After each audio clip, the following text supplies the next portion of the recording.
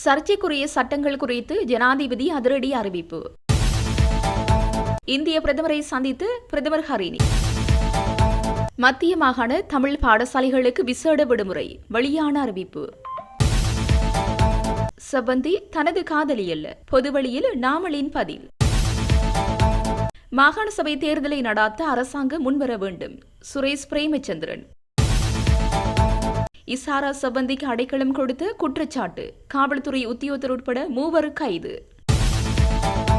ஒரே மாதத்தில் தோற்றத்தை மாற்றிய சம்பந்தி, அதிர்ச்சிக்குள்ளாக்கிய பாதாள உலக பின்னணி. யுத்த வெற்றிக்கான முழு கௌரவமும் மஹிந்தவுக்கே உரித்து, சரத் வீரசேகர சூளுரை. மந்திரிமனை சேதமடைவதை தடுப்பதற்கான பணிகள் ஆரம்பம். பொதுமக்கள் ஏற்றுக்கொள்ளாத எந்த சட்டமும் பாராளுமன்றத்தில் நிறைவேற்றப்படாது என ஜனாதிபதி அனுரகுமார திசாநாயக்க தெரிவித்தார். பொதுமக்கள் நிராகரிக்கும் சட்டங்களால் எந்த பயனும் இருக்காது என்றும் அவர் கூறினார். இன்று சுகதாச உள்ளக விளையாட்டரங்கில் நடைபெற்ற இலங்கை ஆசிரியர் சேவை சங்கத்தின் 28வது தேசிய ஆசிரியர் மாநாட்டில் கலந்து கொண்டு உரையாற்றிய போதே ஜனாதிபதி இந்த கருத்துக்களை வெளியிட்டார். அவர் மேலும் கூறுகையில், பெற்றோர்களின் குழந்தைகள் மீதான எதிர்பார்ப்புகளை நியாயமாகவும் நீதியாகவும் நிறைவேற்ற வேண்டும். இதற்காக நாங்கள் பாரிய கல்வி சீர்திருத்தங்களில் கவனம் செலுத்தியுள்ளோம். சில சட்ட சீர்திருத்தங்கள் மற்றும் சட்ட திருத்தங்கள் சர்ச்சைகளை ஏற்படுத்தியுள்ளன. ஆனால் ஒரு விடயத்தை தெளிவாக கூறுகிறேன், பொதுமக்களுக்காகவே சட்டங்கள் உருவாக்கப்படுகின்றன, எனக்காகவோ அல்லது பாராளுமன்றத்திற்காகவோ அல்ல. பொதுமக்கள் உடன்படாத எந்த சட்டமும் பாராளுமன்றத்தில் நிறைவேற்றப்படாது என உறுதியளிக்கிறேன். சட்டங்கள் மக்களுக்காகவே ஏற்றப்படுகின்றன. மக்கள் அவற்றை ஏற்கவில்லை என்றால் அந்த சட்டங்களால் எந்த பயனும் இருக்காது. ஆட்சியாளர்களின் நலன்களுக்காக அல்ல, மக்களின் நலன்களுக்காகவே சட்டங்கள் உருவாக்கப்படுகின்றன என்பதை மீண்டும் உறுதிப்படுத்துகிறேன் என்றார். இந்தியாவிற்காக உத்தியபுர விஜயம் மேற்கொண்டுள்ள இலங்கை பிரதமர் கலாநிதி ஹரினி அமரசூரியவிற்கும் இந்திய பிரதமர் நரேந்திர மோடிக்கும் இடையே சந்திப்பொன்று நடைபெற்றுள்ளது. இலங்கை பிரதமரை வரவேற்பதில் மகிழ்ச்சி அடைவதாக இந்திய பிரதமர் தனது எக்ஸ் பதிவில் பதிவிட்டுள்ளார். கல்வி, பெண்கள் அதிகாரம் அளித்தல், புதுமை மேம்பாட்டு ஒத்துழைப்பு மற்றும் மீனவர் நலன் உள்ளிட்ட பல்வேறு விடயங்கள் இந்த சந்திப்பில் விவாதிக்கப்பட்டதாக இந்திய பிரதமரின் எக்ஸ் பதிவில் குறிப்பிடப்பட்டுள்ளது. நெருங்கிய அண்டை நாடுகளாக இரு நாட்டு மக்களின் செழிப்பு மற்றும் பிராந்திய ஸ்திரத்தன்மைக்கு இரு நாடுகளின் ஒத்துழைப்பு மிகவும் முக்கியத்துவம் வாய்ந்தது என இந்திய பிரதமர் மேலும் தெரிவித்தார். இலங்கையின் யாழ்ப்பாண அரசகால மரபுரிமை சின்னமான நல்லூரில் அமைந்துள்ள மந்திரிமனையின் பாதுகாப்பு பணிகள் நேற்று ஆரம்பிக்கப்பட்டு நடைபெற்று வருகின்றன. கடந்த மாதம் இம்மந்திரிமனை மழை காரணமாக பகுதியளவில் இடிந்து விழுந்திருந்ததால் இதன் பாதுகாப்பு கருதி மந்திரிமனையின் சேதமடைந்த வாயிற்புற கூரை கழற்றி மழைக்கால சேதத்தினை தடுப்பதற்கான வேலைகள் இடம்பெற்று வருகின்றன. தொல்பொருள் திணைக்களம் மற்றும் காணி உரிமையாளர்கள் இணைந்து குறித்த பாதுகாப்பு பணிகளை முன்னெடுத்து வருகின்றனர். தான் காதலித்தது செவ்வந்தியை அல்ல, மாறாக லிமினி என்பவரை தான் என்றும் தமக்கு 2 குழந்தைகள் இருப்பதாகவும் ஸ்ரீலங்கா பொதுஜன பெரமுனவின் தேசிய அமைப்பாளரும் ஹம்பாந்தோட்டை மாவட்ட நாடாளுமன்ற உறுப்பினருமான நாமல் ராஜபக்ச தெரிவித்துள்ளார். ஸ்ரீலங்கா பொதுஜன பெரமுனவின் அலுவலகத்தில் இடம்பெற்ற ஊடக சந்திப்பில் ஊடகவியலாளர்கள் இசாரா செவ்வந்தி குறித்து எழுப்பிய கேள்விக்கு இவ்வாறு பதிலளித்துள்ளார். மேலும் பாதாள உலகம் குறித்து தனது கருத்துக்களை தெரிவித்த அவர், பாதாள உலகில் தொடர்புடையவர்களை காவல்துறை விசாரிக்க வேண்டும் எனவும் தெரிவித்தார்.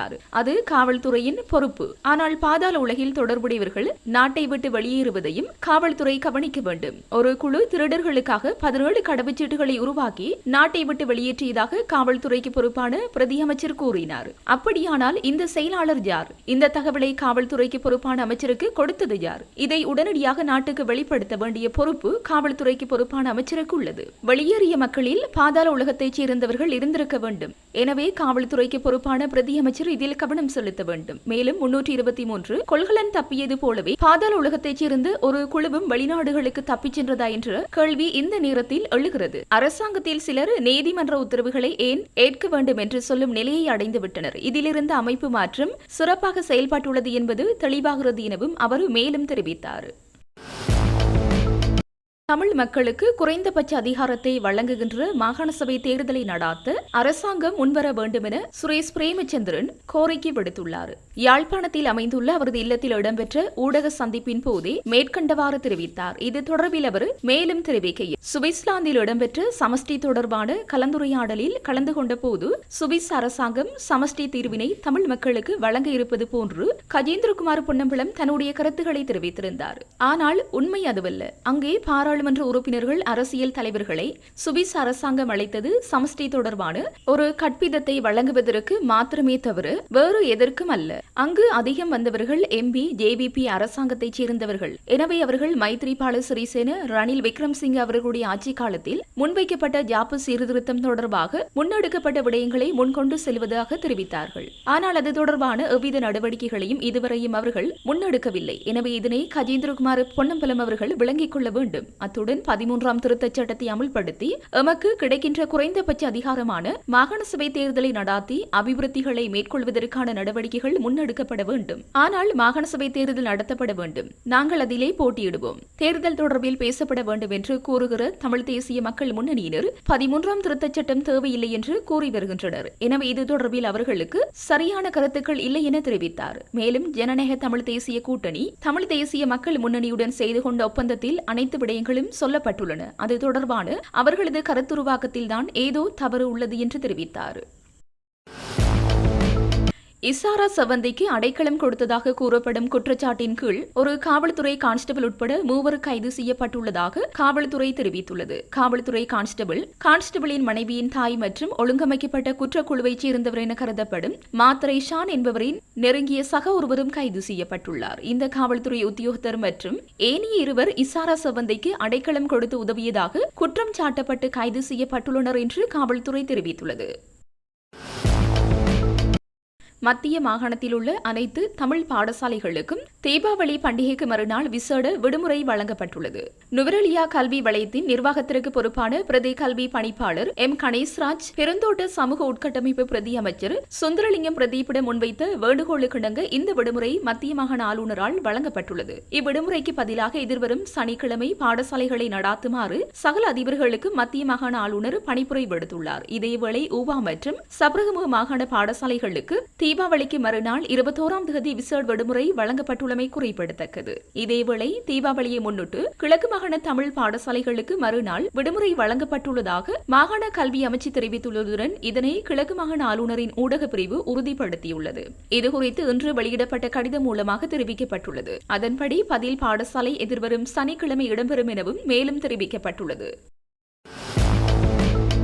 யுத்த வெற்றி அல்லது தோல்வியை அரசியல்வாதிகளே பொறுப்பேற்பார்கள். அவ்வாறெனில் இந்த யுத்தத்தை வெற்றி கொண்டதற்கான முழு கௌரவமும் முன்னாள் ஜனாதிபதி மஹிந்த ராஜபக்சவுக்கே உரைத்தாக வேண்டுமென முன்னாள் அமைச்சர் அட்மிரல் சரத் வீரசேகர தெரிவித்தார். அமைதியாக வாழக்கூடிய சூழலை உருவாக்கி உலகின் பாரதூரமான பயங்கரவாத செயற்பாட்டை முடிவுக்கு கொண்டு வந்த அரசு தலைவர் என்ற அடிப்படையில் மஹிந்தவுக்கு நாம் கௌரவம் அளிக்க வேண்டும். நெலும் மாவட்டத்தில் அமைந்துள்ள ஸ்ரீலங்கா பொதுஜன பெரமுன தலைமையகத்தில் நேற்று இடம்பெற்ற செய்தியாளர் சந்திப்பில் ஊடகவியலாளர்களின் கேள்விகளுக்கு பதிலளிக்கும் போது இதனை குறிப்பிட்டார். பாதாள குழுவினருக்கு தேவையின் அடிப்படையிலேயே அல்லது தேவையற்ற வகையிலேயோ பிரபலியத்தை அந்த அரசாங்கம் பெற்றுக் கொடுத்தாலும் ஒவ்வொரு அரசாங்கங்களும் வெளிநாடுகளிலும் பாதாள குழு உறுப்பினர்களை கைது செய்துள்ளன. நான் பொதுமக்கள் அமைச்சராக இருந்த போதும் வெளிநாடுகளில் உள்ள பாதாள குழு உறுப்பினர்களை நாட்டுக்கு அழைத்து வந்துள்ளோம். அதேபோன்று மஹிந்த ராஜபக்சவை தூக்கிலிட வேண்டும் என்ற கருத்து பீல்டு மார்ஷல் சரத் பொன்சேகவினால் வெளியிடப்பட்ட கருத்தாகும். அதேபோன்று குணமுடைய தமிழ் சிங்கள முஸ்லிம் என சகல மக்களும்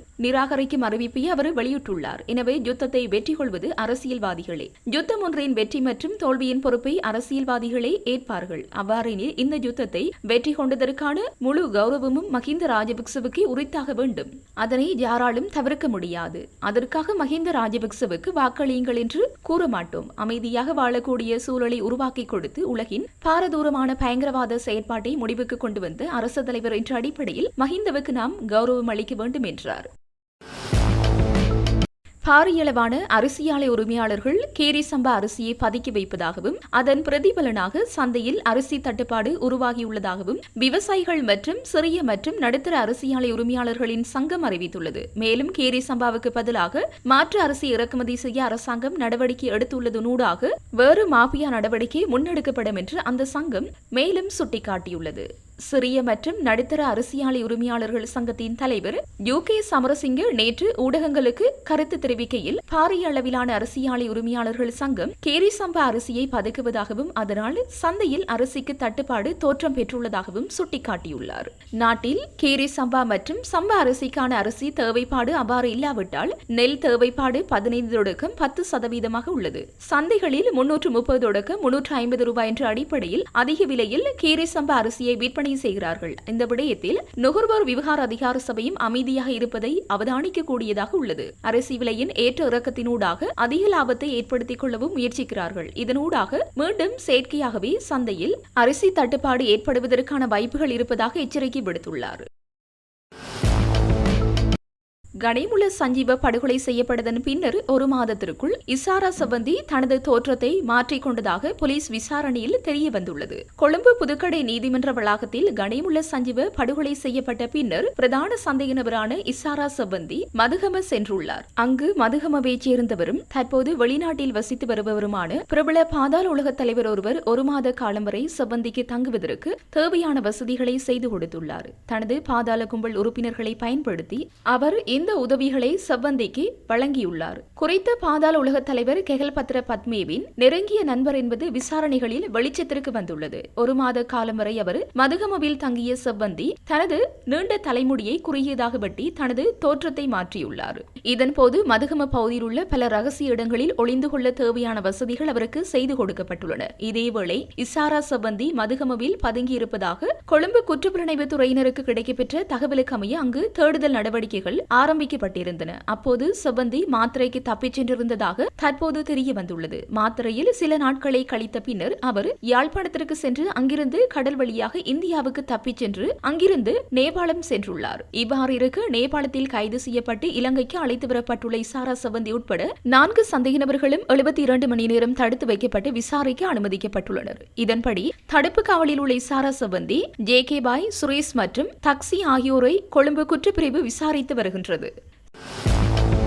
செயற்கை நுண்ணறிவு பயன்படுத்தி 3 மாணவிகளின் நிர்வாண படங்களை உருவாக்கிய சம்பவம் தொடர்பாக கைது செய்யப்பட்ட அதிபர் மற்றும் மாணவன் ஆகிய இருவரும் பிணையில் விடுவிக்கப்பட்டுள்ளனர். நிக்கரவட்டியில் உள்ள ஒரு பிரபல பாடசாலையின் அதிபர் மற்றும் மாணவன் ஆகியோரை இவ்வாறு கைதாகி பிணையில் விடுவிக்கப்பட்டுள்ளனர். 14 மற்றும் 15 வயதான மாணவிகளின் புகைப்படங்களை நிர்வாண புகைப்படங்களாக AI கருவிகளை பயன்படுத்தி உருவாக்கிய குற்றச்சாட்டில் குறித்த இருவரும் நிக்கரவட்டிய போலீஸ் பிரிவின் குற்றப்புலனாய்வு பிரிவினரால் கைது செய்யப்பட்டனர். குறித்த மாணவன் மாணவிகளின் புகைப்படங்களை AI கருவிகளை பயன்படுத்தி நிர்வாண புகைப்படங்களாக மாற்றியுள்ளார். பின்னர் அவை மாணவியின் தொலைபேசியில் சேமிக்கப்பட்டதாகவும் விசாரணையில் தெரிய வந்தது. பின்னர் அந்த தொலைபேசி அதிபரின் வசம் எடுத்துச் செல்லப்பட்டது. ஆனால் அவர் போலீசாரிடம் முறைப்பாடு வழங்காமல் அதனை 1 மாதம் வைத்திருந்துள்ளார். அதன் பின்னர் பாடசாலையின் முன்னாள் மாணவர் சங்கம் வழங்கிய முறைப்பாட்டை தொடர்ந்து அந்த விடயம் வெளிவந்தது. அதனைத் தொடர்ந்து சந்தேக நபர்களான அதிபரும் ஆசிரியரும் நிக்கரவட்டிய போலீஸ் பிரிவின் குற்றப்புலனாய்வு பிரிவால் கைது செய்யப்பட்டனர். இருவரையும் நிக்கரவட்டிய மாஜிஸ்திரே நீதிமன்றத்தில் முன்னிலைப்படுத்திய போது தலா 1 லட்சம் ரூபாய் ரொக்க பிணையிலும் தலா 1 மில்லியன் ரூபாய் மதிப்புள்ள சரீர பிணையிலும் அவர்களை விடுவிக்க நீதிமன்றம் உத்தரவிட்டது.